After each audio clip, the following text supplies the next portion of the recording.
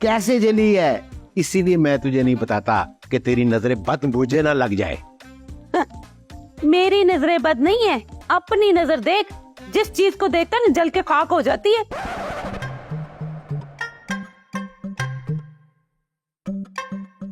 क्या घूर रहे हैं? बोल। देख रहा हूँ कि तू जल के खाक हो जाए। मेहरुन्निसा नाम है मेरा, इतनी आसानी से नहीं जलूंगी। तो फिर मुझे क्यों कह रही थी कि जिसको देखता है वो जल के खाक हो जाता है?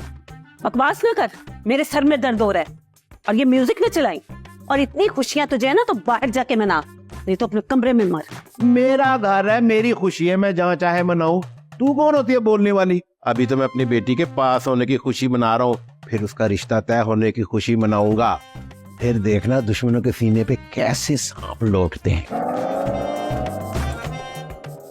सुन,